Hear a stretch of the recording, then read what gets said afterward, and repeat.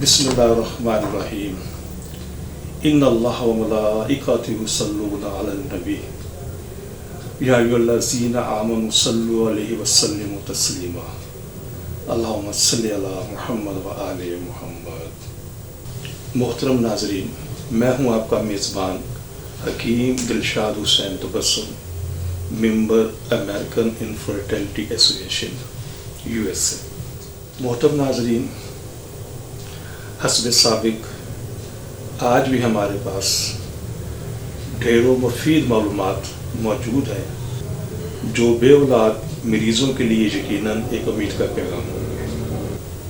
मोहतरम नाज़रीन, हमारी दुआ है कि हर आंगन औलाद की खुशियों से महकता रहे, लेकिन अगर खुदा न खास्ता आप में से कोई भी कपल औलाद जैसी नेमत से महरूम है तो हमारी तिबी तहकीक से ज़रूर फ़ायदा उठाइए। हमारे इस प्रोग्राम की अहम डिस्कशन चलती रहेंगी।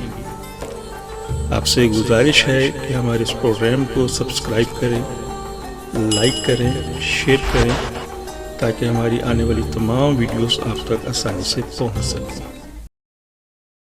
हेमेटोस्पर्मिया, इसका मतलब होता है मनी में खून का आना, जिसमें हम स्पर्म के कम होने, स्पर्म के मुर्दा होने, स्पर्म की जिस्मानी साख्त का नॉर्मल ना होना शामिल है। ये मुकम्मल एक सीरीज़ है और ये प्रोग्राम भी इसी सीरीज़ का एक हिस्सा है, यानी कि हम स्पर्म कम होने के हवाले से जितने भी अमराज हैं मोस्टली उनके ऊपर हम एक सीरीज़ बना रहे हैं। स्पर्म स्टेप बाय स्टेप तमाम स्पर्म कम होने के अमराजों के नाम के साथ उनकी वजूहात के हवाले से इंशाअल्लाह हम गुफ्तगू करेंगे। सबसे पहले चंद ज़रूरी बातें नोट फरमा लें, आपको अपने मर्ज़ समझने में आसानी होगी।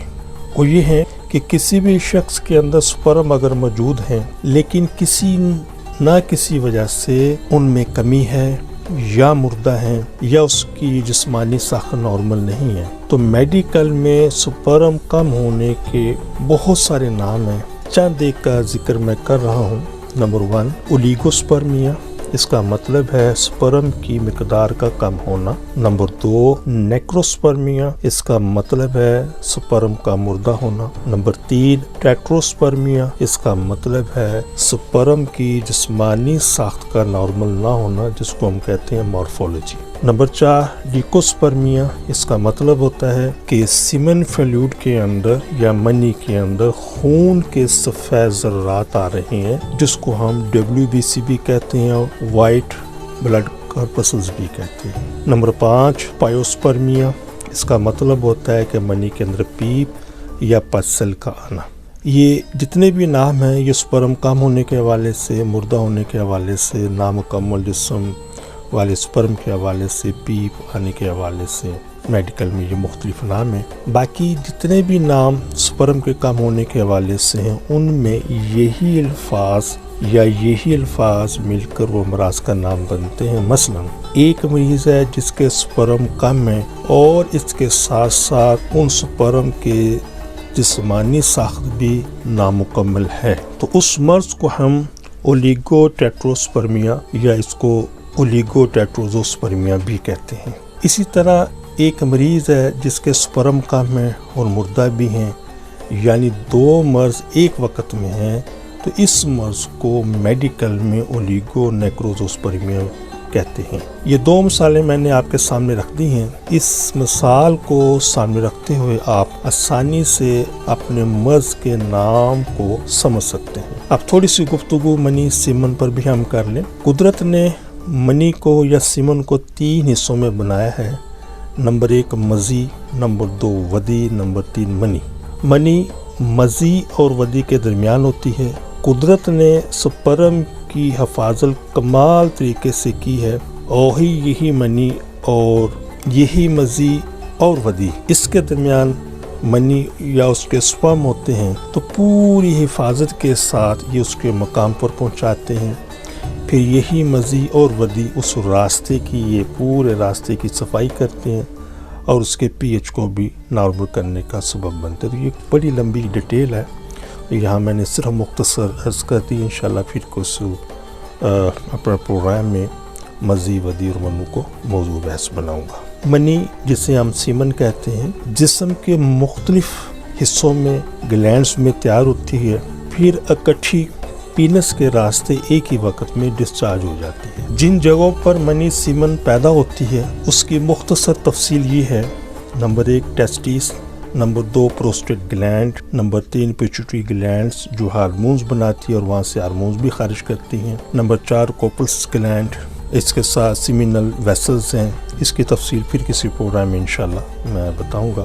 اس کے ساتھ ایک اور نظام کو سمجھ لیں، میں یہ ساری گفتگو اس لیے کر رہا ہوں، چھوٹی چھوٹی باتیں کر رہا ہوں تاکہ وہ لوگ جن کے سپرم کم ہیں، جن کے سپرم مردہ ہے، جن کے سپرم جسمانی ساخت ٹھیک نہیں ہے یا جن کے سپرم بہت سلو موومنٹ کر رہے ہیں، تو تھوڑی سی ان چیزوں کی اہمیت کو ذرا سامنے رکھیے گا، بہت ساری چیزیں انشاءاللہ آپ کو سمجھ آ جائیں گی۔ تو یہاں پر ایک بہت بریک نقطہ سمجھانا چاہتا ہوں، تو انشاءاللہ بہت ساری چیزیں آپ کو سمجھ آئیں گی کہ ایک مرد جب انٹرکورس کرتا ہے تو جس جگہ پر وہ سپرم پاس کرتا ہے وجائنا کے اندر، تو وہاں سے ایکس تک کا جو سفر ہوتا ہے وہ تقریباً، اگر ہم سپرم کی جسمانی ساخت کو اگر ہم سامنے رکھتے ہیں تو یہاں سے وہاں تک تقریباً 25 کلومیٹر کا سفر بنتا ہے۔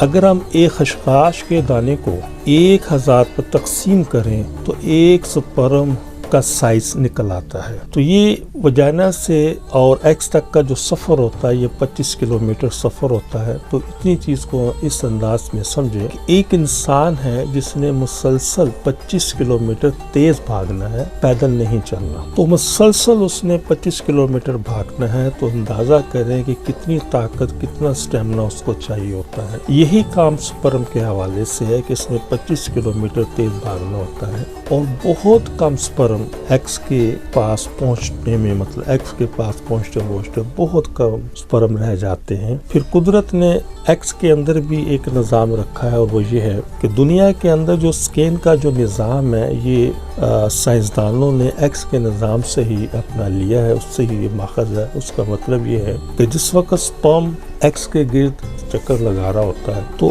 ایکس کے اندر جو نظام موجود ہے وہ ایک ایک سپرم کو سکین کر رہا ہوتا ہے، اس کی پوری فزیک کو، اس کے اندر پورے نظام کو سکین کر رہا ہوتا ہے، اور ایک ایک سپرم کو وہ ایک نام دے رہا ہوتا ہے۔ اب جس وقت جتنے بھی 5 سپرم ہے، 10 سپرم ہے، 15 سپرم، 20 سپرم ہے جو ایکس تک پہنچنے میں کامیاب ہو جاتے ہیں، تو ایکس اس کو مانیٹر کر رہا ہوتا ہے، اس کو سکین کر رہا ہوتا ہے، تو ایک ایک سپرم کو وہ ایک نمبر دیتا ہے۔ جو سب سے صحت مند سپرم ہوتا ہے تو اس کو وہ ایک سگنل بتاتا ہے کہ تم نے انجیکٹ کرنا ہے، میرے اندر داخل ہوتا ہے۔ تو یہ ایک نظام ہے۔ یہ مختصر میں نے اس پر تھوڑی سی وضاحت کر دی ہے، صرف اس چیز کو سمجھانے کے لیے کہ سپرم کو صحت کے حوالے سے، طاقت کے حوالے سے، فزیک کے حوالے سے کتنا مضبوط ہونا چاہیے۔ تو انشاءاللہ جتنا اچھا وہ ہوگا طاقت کے حوالے سے، مومنٹ کے حوالے سے، پریگنینسی کے اتنے ہی زیادہ چانسز ہیں۔ تو یہ میں نے مختصر عرض کر دی، انشاءاللہ پھر کسی موقع پر اس پورے نظام کو انشاءاللہ موضوع بحث بناؤں گا، جس پر پوری تفصیل عرض کروں گا۔ پروگرام کچھ میرا لینتھی ہو گیا، اس کے لیے معذرت خواہ ہوں۔ سپرم پیدا کرنے والے وہ تمام اجزاء جو اس سے پہلے میں ذکر کر چکا ہوں، بشمول اس میں پورا ہارمونز کا نظام ہے، اس کے کسی ایک نظام یا کسی 2 نظام کے اندر خرابی سے سپرم کے اندر کوئی نہ کوئی پرابلم سامنے آ جاتی ہے۔ اگر ان نظام میں جس میں سپرم پیدا ہوتے ہیں اور وہ تمام نظام جو سپرم پیدا کرنے میں حصہ لیتے ہیں، ان میں کسی ایک نظام میں اگر خرابی شدت کے ساتھ آ جائے تو پھر سپرم بننے کا عمل رک جاتا ہے یا پھر سپرم بنتے ہی نہیں۔ اس مرض کو ہم میڈیکل میں ایزوسپرمیا کہتے ہیں۔ پھر اس ایزوسپرمیا کی بھی بہت ساری اقسام ہیں، تو ایزوسپرمیا سیریز کے اندر میں نے ان سب کی تفصیل وضاحت کے ساتھ کر دی ہے۔ اور اگر سپرم پیدا کرنے والا نظام جہاں پہ سپرم پروڈیوس ہوتے ہیں یا جہاں پر سپرم سٹور ہوتے ہیں، ان میں اگر خرابی شدت کے ساتھ نہ ہو تو پھر سپرم کم پیدا ہوتے ہیں، مردہ پیدا ہو سکتے ہیں، یا ان میں ان کی جسمانی ساخت کے حوالے سے کوئی نہ کوئی پرابلم آ سکتی ہے، ان کی رفتار کے حوالے سے کمی ہو سکتی ہے۔ جیسا کہ پروگرام کے شروع میں نے مرض کا نام بتا دیا ہے، آخر میں صرف 2 باتیں نوٹ فرما لیں۔ اگر آپ میں خدا نخواستہ سپرم کم ہے یا سپرم کم مردہ بھی ہیں، اس کے ساتھ اگر سپرم کی جسمانی ساخت کے حوالے سے بھی کوئی پرابلم ہے تو کوئی بھی علاج شروع کرنے سے پہلے اپنے ٹیسٹیز کا ایک الٹرا ساؤنڈ ضرور کروائیں. یہ انتہائی نالائکی والی بات ہے کہ اگر آپ کے سپرم کم ہیں، مردہ ہیں، اس کی مارفولوجی کے حوالے سے کوئی کمی ہے تو ڈائریکٹ سیمن کی رپورٹ دیکھ کر اگر آپ علاج کرتے ہیں یا کرواتے ہیں تو یہ کوئی عقل مندی کا ثبوت نہیں، یہ ایک لا علمی والی بات ہے. اس کی وجہ یہ ہے کہ سیمن رپورٹ نے یہ بتایا ہے کہ سپرم کم ہے یا مردہ ہیں یا ادر جو بھی اس کے علاوہ اس کے اندر پوزیشن ہے، تو یہ تو اس نے وضاحت کر دی. لیکن سیمن رپورٹ یہ کبھی نہیں بتائے گی کہ یہ مردہ کیوں ہے، کم کیوں ہے، اس کی مارفولوجی کم کیوں ہے، اس کی رفتار کم کیوں ہے. تو ان سب چیزوں کو تشخیص کرنے کے لیے، ڈائگنوز کرنے کے لیے صرف ایک سنگل ٹیسٹ جس کو ہم ٹیسٹیز کا الٹرا ساؤنڈ بھی کہتے ہیں، سیکیوٹل الٹرا ساؤنڈ بھی کہتے ہیں، سکوٹرم الٹرا ساؤنڈ بھی کہتے ہیں. یہ ایک سنگل ٹیسٹ 95% مریضوں کی تشخیص کرنے کے اندر کارآمد ہوتا ہے. ٹیسٹیز کا الٹرا ساؤنڈ دو طرح کے مارکیٹ میں اویلیبل ہیں، ایک عام الٹرا ساؤنڈ ہے جس سے ہم بلیک اینڈ وائٹ بھی کہتے ہیں، اور ایک الٹرا ساؤنڈ ہے کلر جس کو ہم ڈوپلر کہتے ہیں. تو کوشش کریں اگر ہو سکے تو کلر ٹیسٹیز کا الٹرا ساؤنڈ کروائیے، اور اگر یہ سہولت آپ کے نزدیک میسر نہ ہو تو آپ black and white ultra sound کروا کر بھی اس مرض کی تشخیص کر سکتے ہیں. بہت سارے دوست فون پہ رابطہ کرتے ہیں کہ صاحب ہم لیبارٹری میں گئے ہیں، ان کو یہ ٹیسٹ سمجھ نہیں آتا یا وہ کہتے ہیں ہم نہیں کرتے. تو گزارش یہ ہے کہ جو لیبارٹریز ہوتی ہیں ان کے پاس عموماً الٹرا ساؤنڈ کی سہولت موجود نہیں ہوتی، تو یہ کسی کلینکس میں آپ کروائیں گے یا کسی بھی آپ ہاسپٹل میں یہ آپ کروا سکتے ہیں، تو وہاں سے یہ ٹیسٹ ہوتا ہے. تو یہ ایک سنگل ٹیسٹ آپ کے سپرم کم ہونے یا سپرم سے متعلقہ جتنے بھی امراض ہیں اس کو مرض کی نشاندہی کر دے گا، اور انشاءاللہ پھر ہمیں علاج کرنے کے اندر آسانی ہوگی.